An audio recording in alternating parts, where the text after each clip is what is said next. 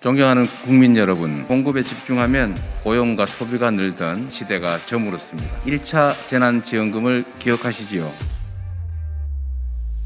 4차 산업혁명이 일자리를 위협하고 있습니다. 지금은 어느 때보다 생산력은 높지만 소비 역량은 부족합니다. 국가재정을 공급에 집중하면 고용과 소비가 늘던 시대가 저물었습니다. 이제는 양극화 완화, 즉 분배 강화가 성장에 도움이 되는 시대로 바뀌었습니다. 존경하는 국민 여러분, 지난해 전 국민에게 소멸성 지역화폐로 지급했던 1차 재난지원금을 기억하시지요? 그때 얼마나 골목 경제가 살고 또 피부로 통계적으로 경제 성장에 도움이 된다는 걸 느끼셨습니까?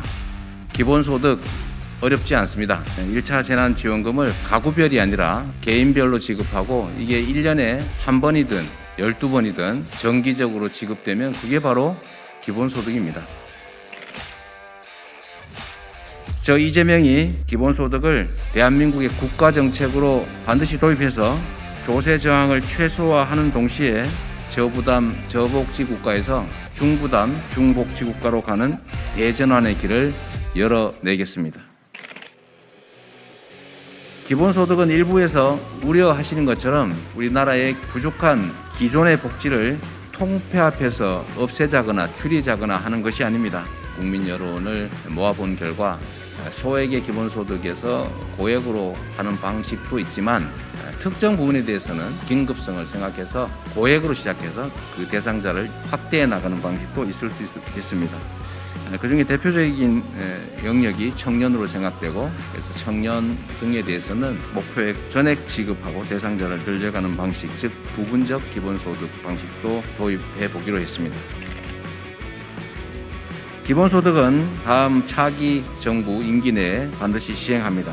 다만 재원의 형평상 차기 정부 임기 내에 월 50만 원이라고 하는 최종 목표에는 도달할 수는 없습니다. 그러나 차기 정부 임기 내에는 청년에게는 연 200만 원을, 그 외 전 국민에게는 1인당 100만 원씩을 지급하겠습니다.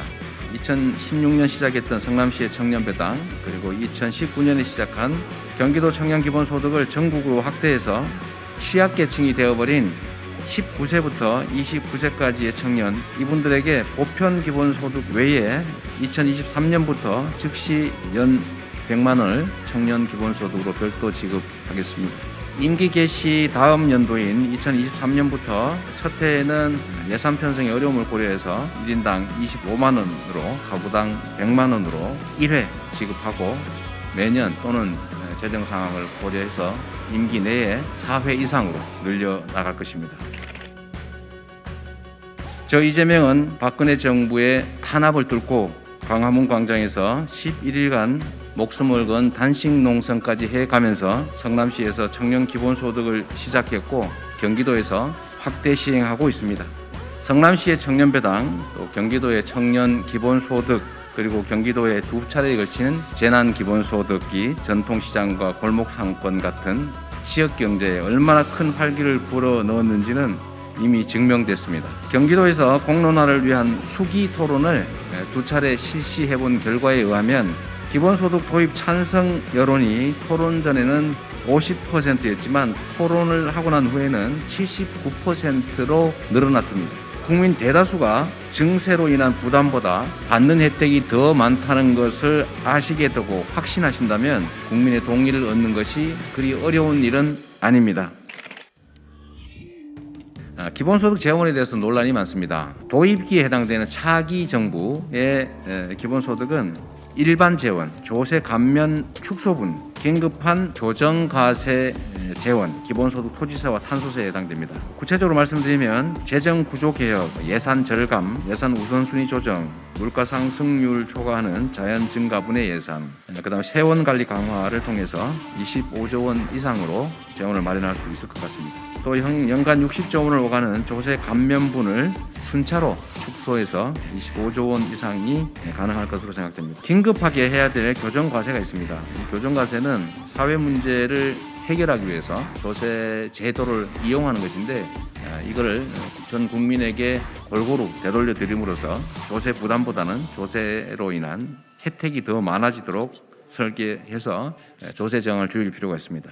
그 중에 하나가 기본소득 토지세, 우리가 통상 국토보유세라고 불러온 토지세에 해당이 되겠습니다. 토지 공개념을 실현해야 되고 불로소득을 차단해서 부동산 투기를 억제해야 합니다. 국토보유세를 1% 부과하게 될 경우에 약 50조 원을 초과하는 재원이 생길 텐데 징수액 전액을 국민에게 균등 지급하는 기본소득 목적세로 신설을 하게 되면 저희 설계로는 약 86%의 가구들이 부담하는 조세보다 돌려받게 되는 기본소득액이 훨씬 크기 때문에 순수혜자가 돼서 조세 저항이 최소화될 수 있습니다. 다음으로 중요한 교정과세가 탄소세가 되겠습니다.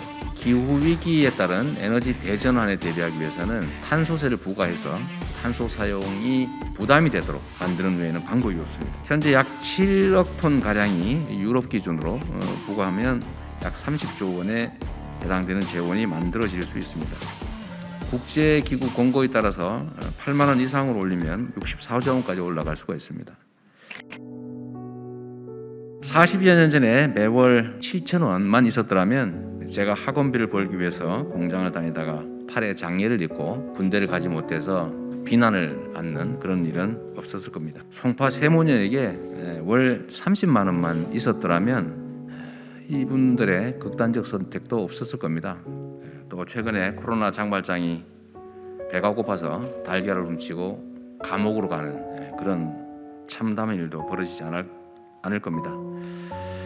사회 경제적 불평등 문제를 해결하고 지속 가능한 공동체 유지를 위해서 프란치스코 교황 그리고 빌 게이츠, 마크 저커버그, 일론 머스크 같은 글로벌 CEO들도 기본소득 도입을 주장하고 있습니다. 전 국민 기본소득 도입으로 대전환의 시대에 양극화 완화와 지속 가능 성장이라는 새 역사를 만들어내겠습니다. 공정 성장의 핵심 기본소득 이재명은 합니다.